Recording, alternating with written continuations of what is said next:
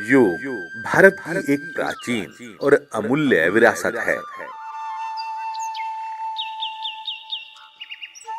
यह केवल शारीरिक व्यायाम नहीं बल्कि एक संपूर्ण जीवन शैली है जो शरीर, मन और आत्मा को एक सूत्र में पिरोती है।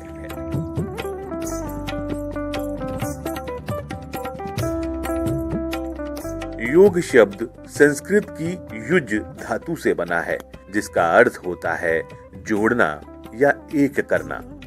योग न केवल मानसिक और आत्मिक लाभ देता है बल्कि शारीरिक रोगों के निवारण में भी उपयोगी है। कपालभाति, भस्त्रिका, अनुलोम विलोम और त्राटक जैसे अभ्यास तनाव, मोटापा, अनिद्रा, मधुमेह आदि में लाभकारी माने गए हैं। जहां मानव शरीर के लिए योग के अनेकों लाभ हैं, वहीं योग का इतिहास भी अत्यंत प्राचीन और गौरवशाली है।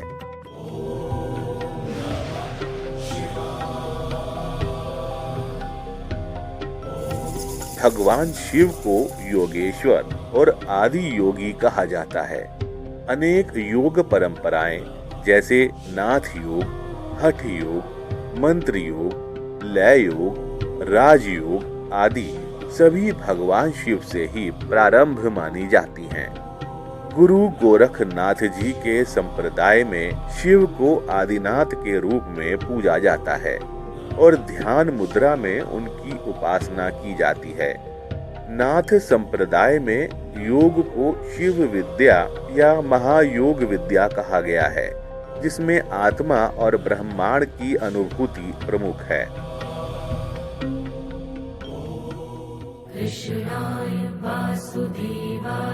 इसी प्रकार भगवान श्री कृष्ण को भी योगेश्वर कहा गया है, क्योंकि वे न केवल योग के आचार्य हैं बल्कि स्वयं योग के मूर्तिमान स्वरूप भी हैं।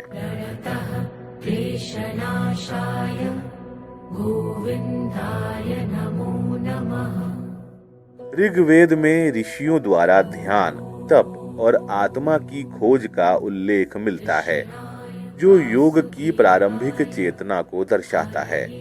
उपनिषदों में यह चेतना और विकसित होकर प्रणव साधना, ध्यान योग और ब्रह्म विद्या के रूप में दर्शन की परिपक्व अवस्था तक पहुंचती है। राष्ट्रीय स्वयंसेवक संघ और योग।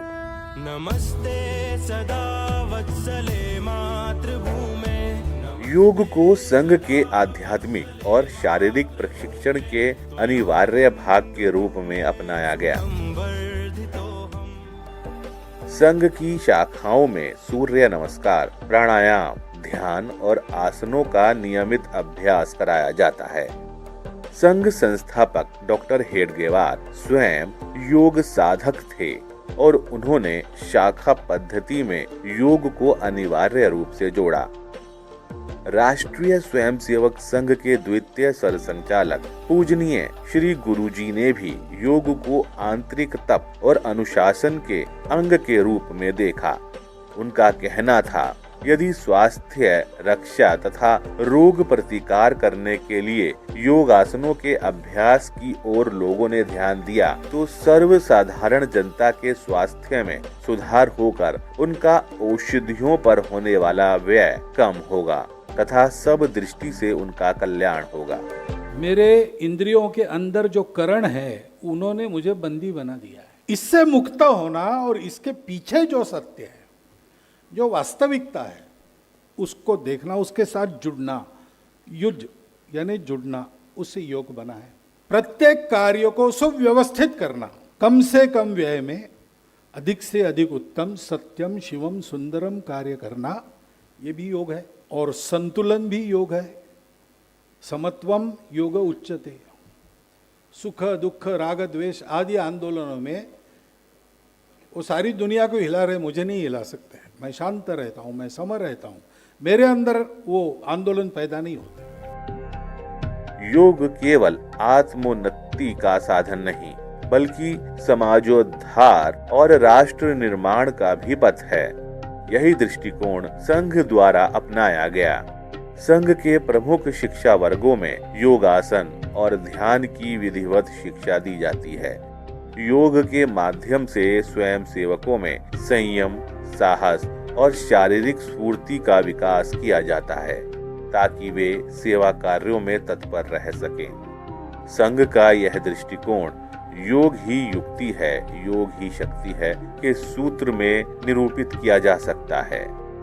अखिल भारतीय प्रतिनिधि सभा 2015 के अनुसार योग भारतीय सभ्यता की विश्व को देन है।